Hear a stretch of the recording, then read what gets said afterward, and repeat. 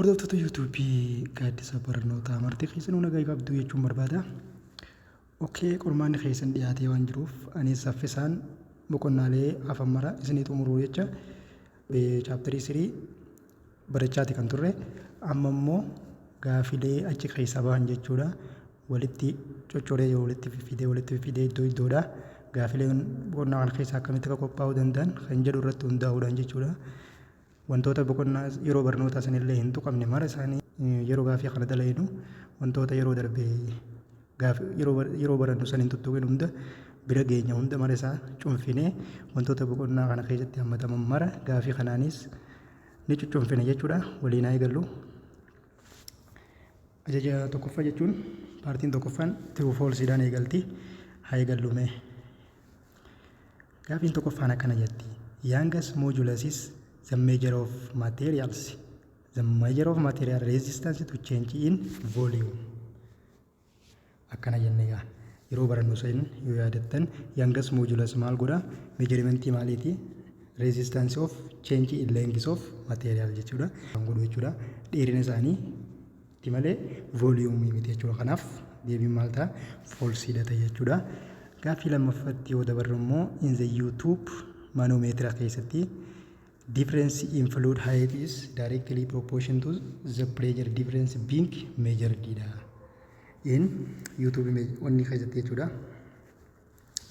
YouTube manomeetira keessatti the difference in height is directly proportional to the what?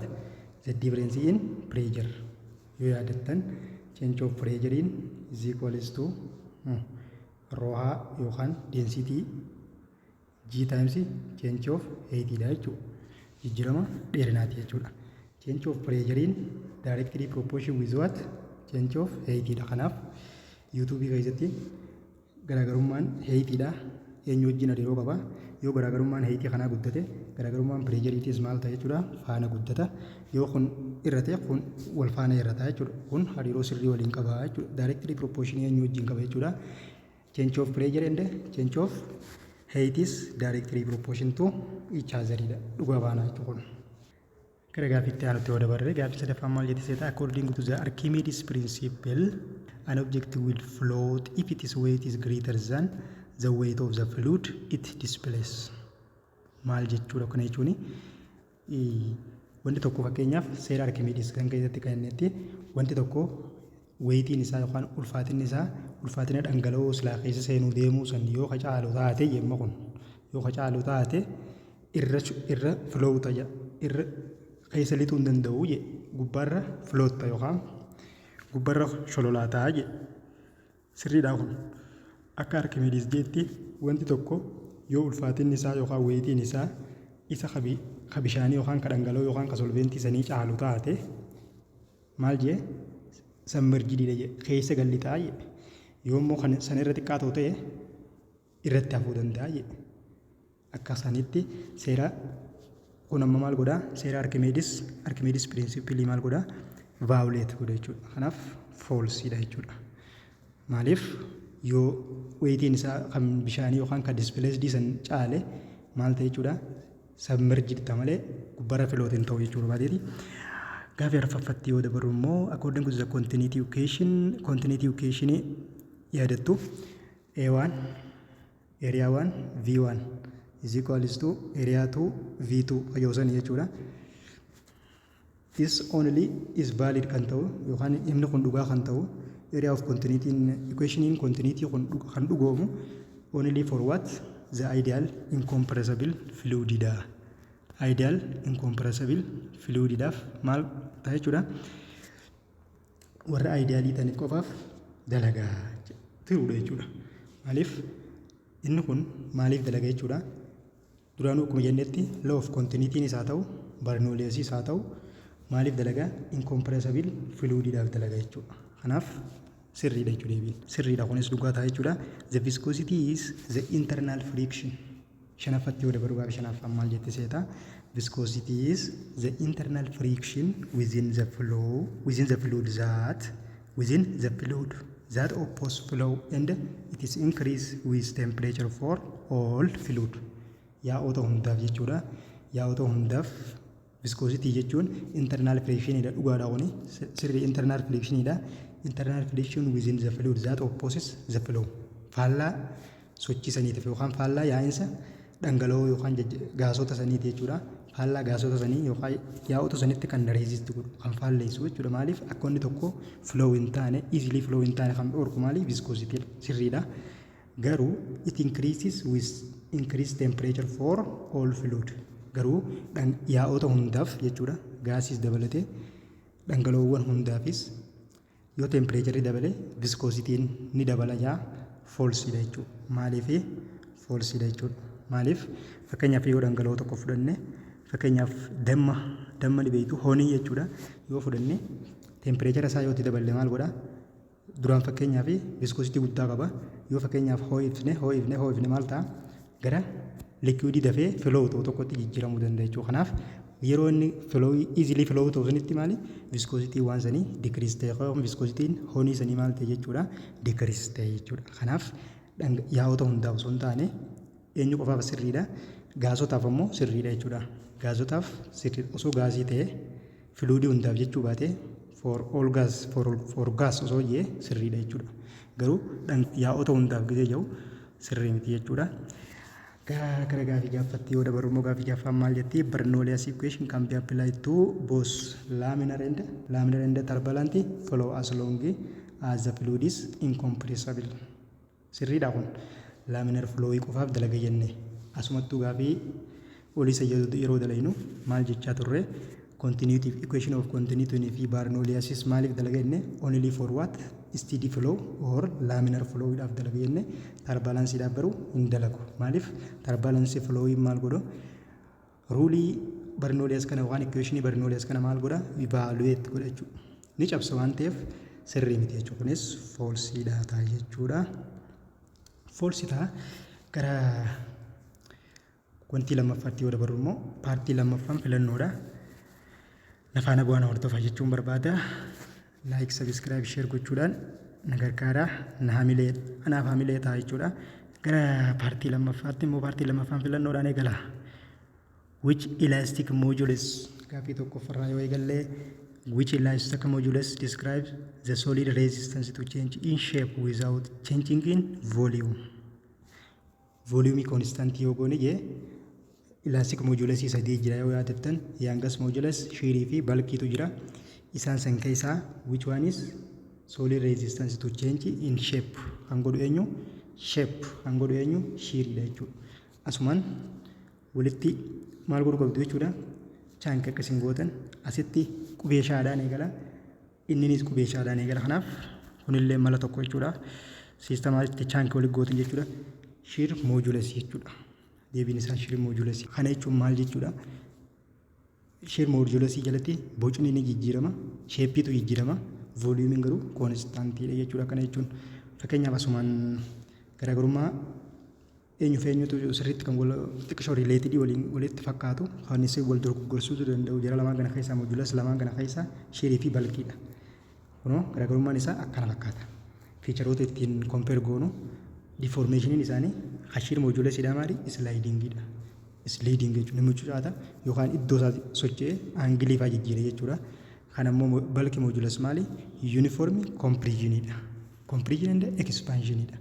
Yes, uniformly compressed and expanded means volume is changed jechuudha under bulk, but under shear modulus volume is constant.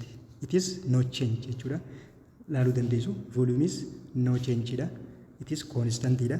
Garuu under what? Under bulk modulus volume is changed. And also shape idhaan gaafa compare goonu hamtu shape jijjiire jechuudha. Shear modulus is under shear modulus shape isa jijjiire jechuudha. Shear modulus yoo gaggeessine shear modulusiin maal godha shape boca wanna tokko jijjiiruu danda'a. Volume garuu constant dha jechuudha. Fi itti aanutti yoo jeene kanaaf shear modulus ta'e jechuudha. Gaafii lammaffaan immoo when the solid is undergoes a plastic deformation. Jajjaboon tokko plastic deformation ila jechuun kan dandeenyu yookaan which of the following is true. Kanneen armaan gadii keessaa dhugaa ta'e kami dhangala'oo jajjaboon tokko under plastic deformation ila jira yoo ta'e amala isaa ilaalchisee wantoota kana ilaalchisee kamtu dhugaadha yaa kana maangadii kana keessaa nuti maal beekuu qabna jechuudha. Isa kanarraa pilaastik difoormeeshiniin qaama tokko irratti yoo gaggeeffame yookaan maatiriyaala tokko irratti yoo appilaayi kan ta'u ta'e maaltu ta'a jennee yaaduu qabna jechuudha. Pilaastik difoormeeshin jechuun maal jechuudha? Hiikkaasaa jechuudha. Which is cannot return to its original shape or original size jechuudha. When stress is removed. Akkas jechuudha hiikkaansaati. Pilaastik difoormeeshinii jechuun wanti tokko egaa external force yookaan stressiin tokko remove dirraa ta'e original shape yookaan original size duraan qabu sanitti yoo deebi'uu baate maateriyaalichi san deformationii kam ta'e jennaani plastic deformationii ta'e jennaan jechuudha. Kanaaf deebiin isii maal ta'a? Deformation is reversible jechuun amma reversible jechuun maal jechuudha? Ka elastic saniiti jechuudha. Elastic deformation saniif akkana jechuudha. Which does not return to its original shape yookaan size jechuudha. Kanaaf the answer is C dha jechuudha. Gaafii itti aanutti yoo ceene inni hordofuu qabdu gaafileen kana keessatti imma fakkeenyaaf gaafilee kana keessatti wantoota yeroo barannu hin tuqin baay'ee kan hin tuquutu deemuutu jira jechuudha. Kanaaf sirriitti na hordofuu qabdu. Gaafii sadaffatti haa ceenu in the tensile stress strain curve.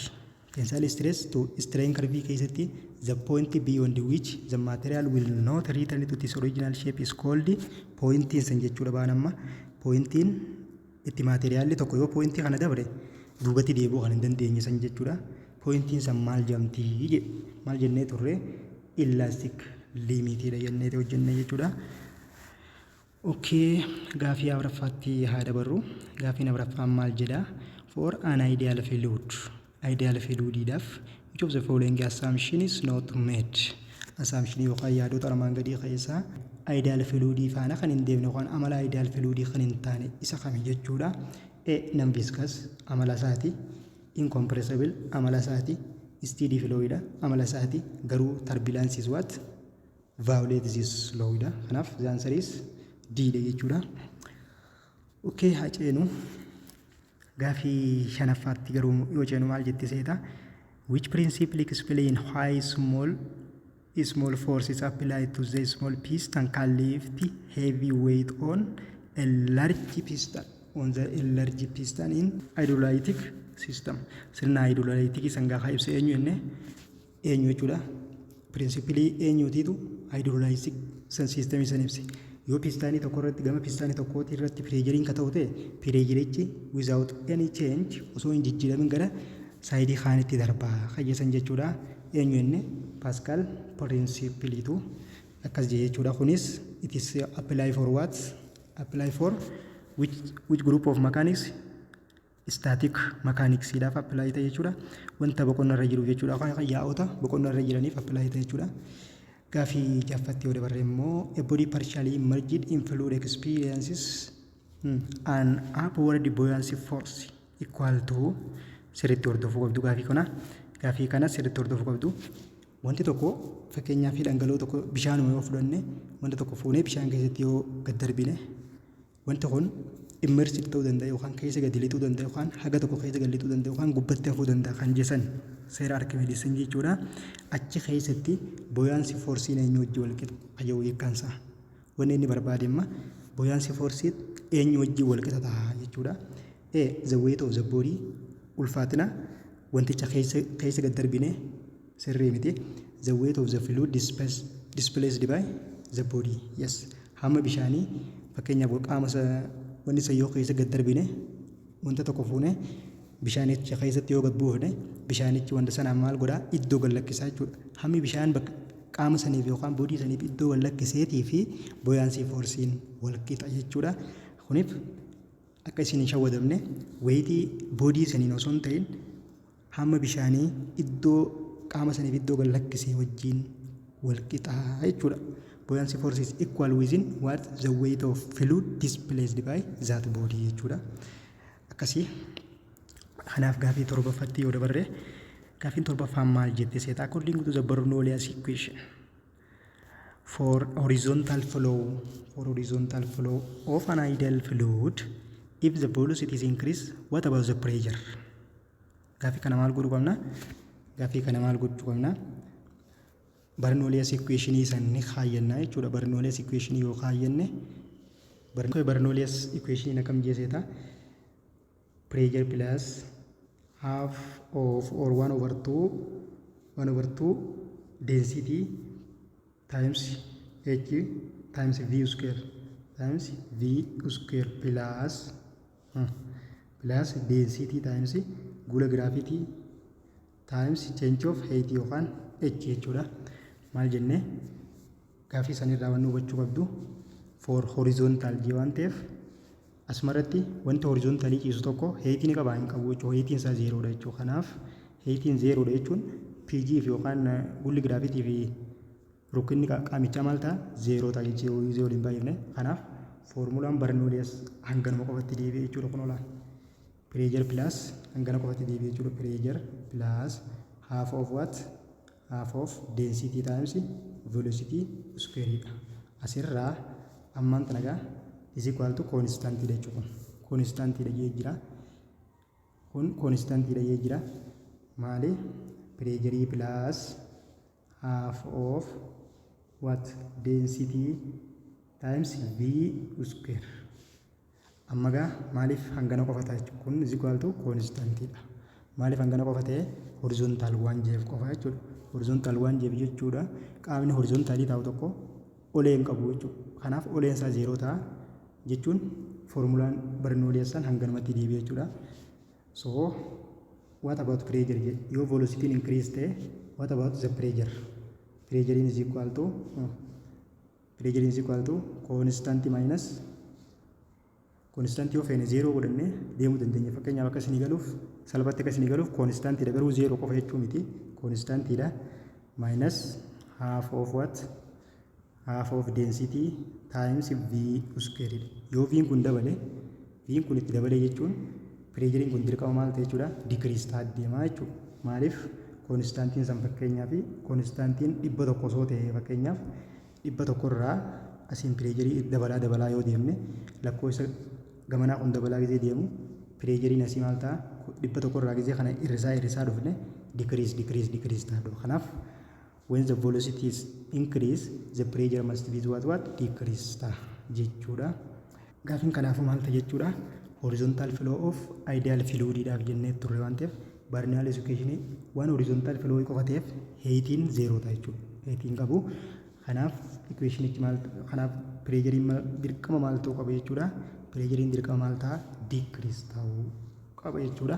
Formula Bernoulli's equation san sirriitti qabachuudhaan sanboota horizontal flow yoo qofa adda baafatta yoo horizontaliif qabaatee olees qabaatee amala biraa qabaachuu danda'a jechuudha. Gaafii irratti hundaa'e jechuudha. Kuni gaafii 8ffatti yoo dabarru immoo the continuity equation area 1 times v1 is equal to area 2 times v2 is the statement of conservation of maal jennee turre. Yeroo barnootaa san kan dubbanne akka dubbannetti continuity equation the law of conservation of mass dha jenne garuu Bernoulli's maal jenne the law of the conservation of energy dha jenne jechuudha. Bernoulli's garuu continuity equation is the law of conservation of mass. Akkana jenneeti kan turre gaafii itti aanutti yoo dabarre gaafii isa laffaan maal jeseeta the laminar flow or steady flow is characterized by amala steady flow kan ta'e it is high Reynolds number. No, Reynolds numberiin yoo guddate viscosity waan sanii guddataa deema. Kunis maaliif dalaga jechuudha turbulence dha jechuudha. Baan immoo chaotic particle motion no kanaa miti jechuudha. Maal ta'a smooth and orderly streamline ta'a jechuudha. Streamline follow godha kan godhu ta'a jechuudha. Kun amala maaliiti laminar flowiti. Jarreen kaan immoo amala eenyuti jechuudha. Amala turbulence jechuudha. Turbulence karakterii dha jechuudha. Gaafii kurnaffatti yoo ceenu Reynolds number is used to predict. Reynolds numberiin wanti inni predict godhu wanni tokko qaamota adda baasa jechuudha. Wanni tokko laminar flow jedhamu turbulent flow dha jechuudhaan identify godha jechuudha. Baa'umatti jechuudha laminar flow fi turbulence flow determine kan godhu. Wanni tokko laminar flow qaba moo turbulence flow dha qaba. Dhangala'oon tokko yookaan yaa'an tokko jee kan addanuu baasu Reynolds number dha jechuudha. Reynolds number jechuudha. Reynolds numberiin equation isaallee isiniin garsiisa kaaseeti. Equation Reynolds maal jeseeta Reynolds number is equal to ni jira jechuudha kitaaba keessan irra maali yeroo barnootaa sana hin xu'ine waan ta'eef amma isin sirriitti ibsuun dirqama ta'e jechuudha. Kanaaf maal jessee tapha gurbaa kana pressure density times viscosity of substance times length d dhaan bakka bu'a length waan saniiti over distance over what over dynamic viscosity jechuudha. Reynolds number jechuun formulaan isaa akkana jechuudha. Reynolds numberiin maal nu godha kun jechuudha. Qaamni tokko turbulence flowin tokko kan fluidiin tokko turbulence moo jee kan laaminariidha jechuudhaan kan adda nu baasu weather flows laminar jechuudhaan adda nu baasu. Kanaaf deebiin maal ta'a ta'a jechuudha. Gara gaaffiitti aanutti yoo ceenu immoo the surface tension in the liquid is caused by surface tension ni beektu jechuudha. Dhangala'oon kamiyyuu fakkeenyaaf bishaan yoo fudhattan surface tension qaba jechuudha. Dirra isaatirraa maal qaba? Dirra isaatirraa surface tension qaba. Surface tension faayidaan surface tension maali? Surface area bishaan tokko bishaanichaa yookaan surface area dhangala'oo tokko maal godha? Reduce godha. Decrease gochuudhaaf gargaara surface tension. Kunis boondii uumaa jechuudha. Bishaan yoo fudhatan fakkeenyaaf irra isaatirratti boondii hydrogen boondii oxygen fi wanti gidduutti hydrogen boondii uuma jechuudha. Hydrogen gidduutti hydrogen boondii uumuudhaan surface area qaamichaa maal godha? Reduce gochuu danda'a jechuudha. Kunis maali? Sababa maaliitiif jechuudha? Cohesive force and cohesive jechuun maal jechuudha? Adhesive jechuun maal jechuudha? Bakka kanatti addaan isinii baasa. Cohesive force jechuun humna molekiyuloonni tokko ifuma isaatii wal jidduutti qaban jechuudha. Garuu fakkeenyaaf amma bishaan tokko biikarii tokkotti bishaan yoo naqxan biikarii tokkotti bishaan yoo biikarii kana guuttan molekiloota bishaanii jidduutti molekilii bishaanii jidduutti humni jiru san maal jedhama? Cohesive force jedhama jechuudha. Garuu adhesive jechuun hidhoo yookaan hariiroo force maaliif maal jidduu jiru jechuudha. Biikarii kanaa fi bishaan kana jidduu forcein jiru maal jedhama? Adhesive dha jechuudha. Adhesive jechuun qaamni tokko qaama bira irratti maxxanuu jechuudha gabaabumatti. Ammoo molekiloonni ifii isaaniitiif walitti maxxanuu jechuun yookaan wal qabachuu jechuun maal jechuudha? Cohesive force jechuudha. Kunis sababa surface tension sababa maaliitiif jechuudha? Sababa cohesive force yookaan ifii wal qabachuu molekiloota bishaaniiti jechuudha. Akkasitti adda baafatu qabdu jechuudha. Adhesive fi cohesive jechuun garaagarummaa akkasii qaba. Gaaffii itti aanutti yoo ceene immoo capillary action is the result of capillary action jechuun maal jechuudha dura? Capillary action jechuun dandeettii dhangala'oon tokko yookaan yaa'aan tokko dandeettii yaa'aan tokko surface area isaanii decrease gochuudhaan qaama narrow ta'e tokko yookaan ujumoo qal'aa yookaan ujumoo narrowed ta'e tokko keessa flow ta'uu danda'u san maal jedhama? Capillary action jedhama jechuudha. Capillary action is kanaaf the surface tension and is the result of the what? Kunis result maalii fi maaliiti? Surface tension fi adhesive force jechuudha. Maaliif surface tension maal jenne? Surface area wanticha qaamichaa dhangala'oo yookaan yaa'aa sanii maal godha? Decrease godha. Kunis akka maal ta'u godha? Surface area isaanii gisee decrease godhe ujumoo san keessa akka inni yaa'u salphatti yaa'u godha. Adhesive ammoo molekilii bishaanii san contract walitti godhe walitti qabee akka molekiloonni gargar hin facaane qaamicha narroo irtee yookaan ujumoo tuubii narroo irtee san keessa akka follow ta'u kan godhu jechuudha. 13ffatti yoo ceene immoo gaaffii 13ffaan maal jette seetaa in the fluid at rest yaa'aan tokko walumaa galatti gaasii fi dhangala'oos dabalatee yaa'onni boqonnaa irra jiran tokko the pressure at any point is the same in all directions that is known as eenyutu akkas jedhe seerri sun seera eenyuti principally eenyutiitu pressure any point itti maali the same dha kan jeessani eenyu jechuudha. Pascal principle san jechuudha. Pascal law maal jeseeta qaama pressure gam tokko irratti apply goote gaaffii reefuutii wajjin wal fakkaata jechuudha. Gara kanatti apply yoo goote osoo homaa tokko jijjiirama tokko illee hin finne akkuma jirutti guututti gara kallattii hundatti darbayee. Kunis pointiiwwan mara irratti yookaan pointii qaamicha san keessa jiru yookaan tuubii san keessa jiru hunda irratti pistaanii san keessatti jechuudha. Any point pressure is equal jechuudha. Pressure wal fakkaataatu apply ta'e jechuudha. Pointii hundi irratti kan jee seera Pascal principle jechuudha. Gaafii kudha arfaffatti yoo jennu which of the following is not the condition for the validity of Bernoulli's equation. Bernoulli's equation dhugoomsuu keessatti shoora kan hin qabne gahee kan hin taphanne kami. Steady flowing beekamaadhaan taphata jechuudha. Incompressible fluiditiin sirriidhaan taphata. Viscousin no jechuudha. Bernoulli's equation maaliif hin dalagu? Viscous fluidiidhaaf hin dalagu.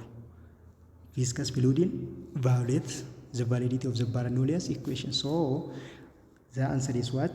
C data jechuudha. Gaafii itti aanutti yoo dabarre gaafiin itti aanu maal jetti? Sirriitti hordofuu qabdu jechuudha. Gaafiilee toora kana jiran kun baay'een isaanii yeroo barannu san waan hin tuqin gaafiilee tuttuqamanii hin beekne jechuudha. Maaliif bira darbinee akka ta'ettu amma immoo as keessatti tuqamuu qabu maal anis gaafii irratti isinii fuudheetiin dhufe kun jechuudha. Kan hin barnoota keessatti hin tuqinii darbe Poiseuille's law describes the flow of rate of viscous fluid in cylindrical pipe dha. The flow is proportional to seera Poiseuille's law jedhamuutu jira jechuudha. Poiseuille's law maaliif dalagaa?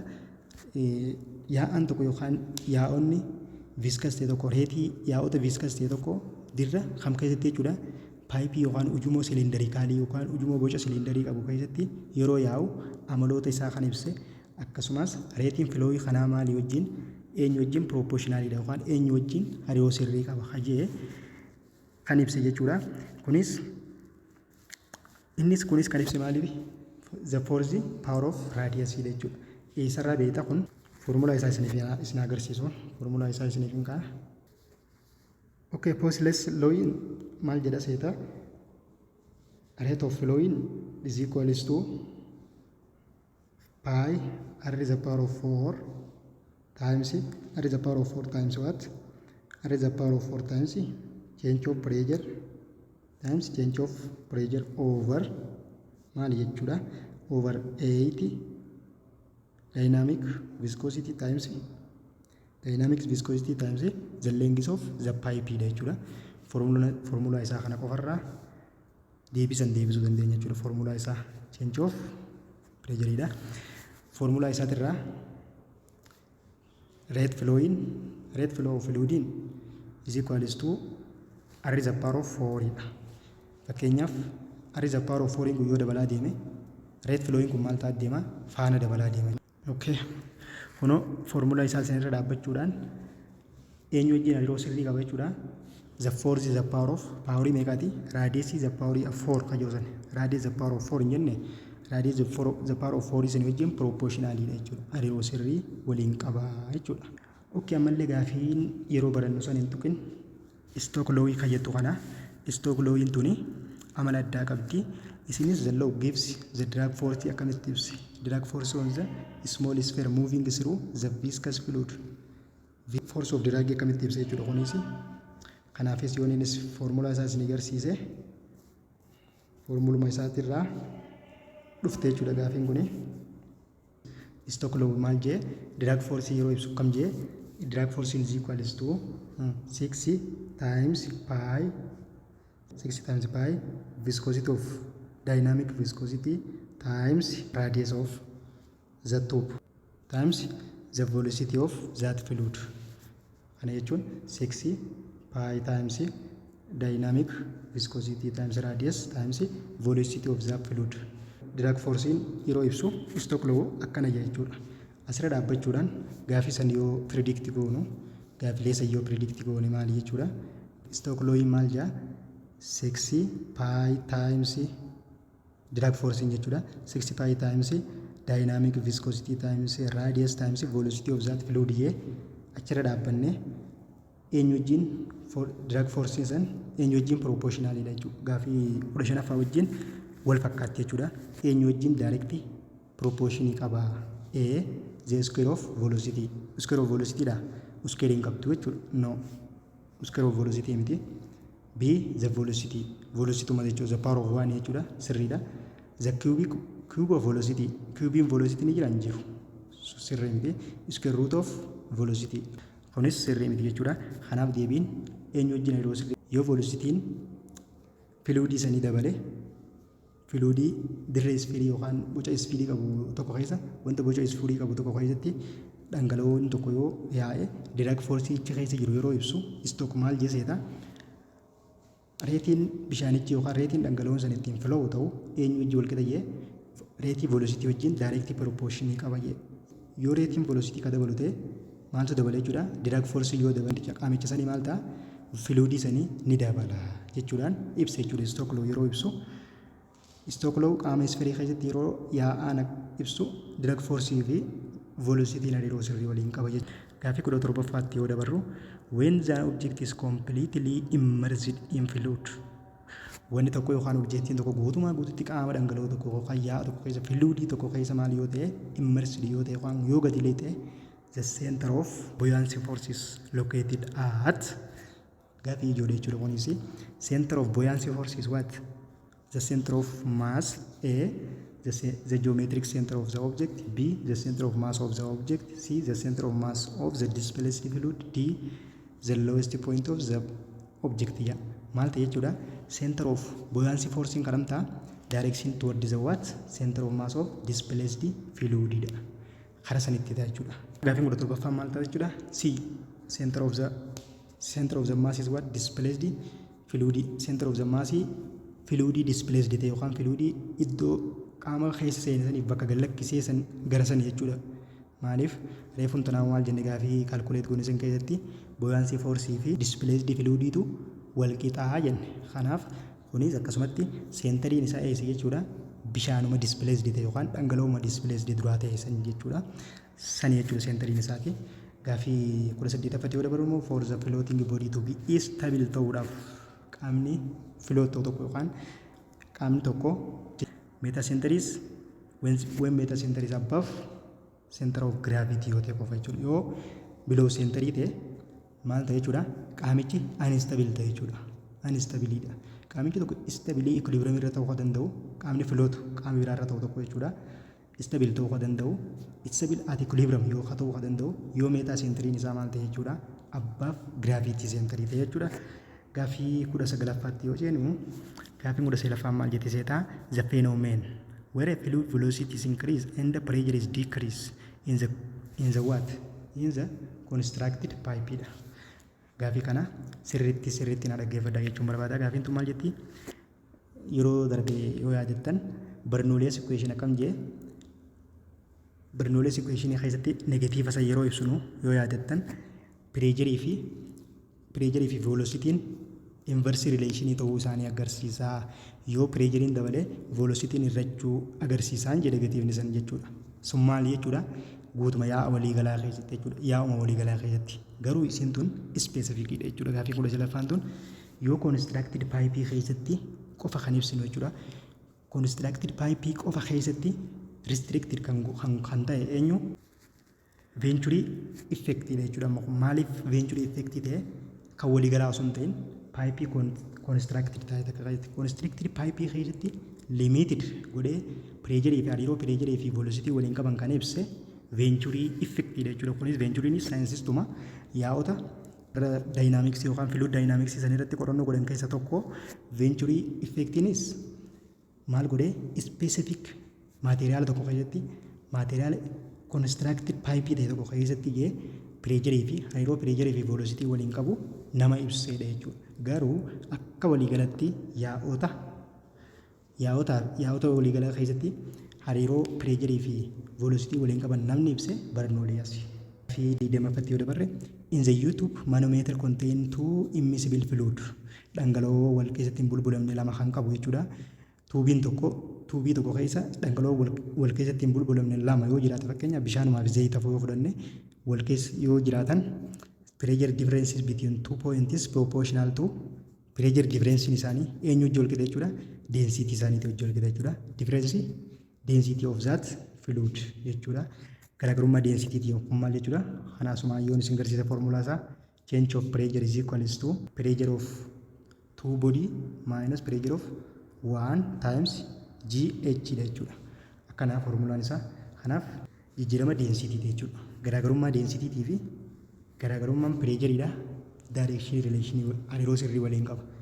Yoo fakkeenyaaf change of density ka dabalu ta'e change of pressure faana dabala jechuudha. Kunis hariiroo sirrii waliin qaba jechuudha. Hariiroo sirrii waliin qaba jechuudha. Galatoomaa jechuun barbaada. Galatoomaa waan hordoftaniif jechuudha. Asumaan boqonnaa sadaffaa nagatti dhaabne gara boqonnaa shanaffaa isaan nurraa hafan sanitti kan deemnudha jechuudha. Boqonnaa shanaffaa paartii dhumaatii walitti deebina jechuudha. Yeroo gabaabaa keessatti isiniif xumuruun qaba jechuudha. Boqonnaa hanga qormaata faayinaalaa keessaa fudhatan mara isaati bifa kanaan gaafilee keessaa isinii qopheessee yeroo gabaabaatti isiniif hin hojjedha. Kanaan waadaa isinii galee jechuu barbaada. Nagatti.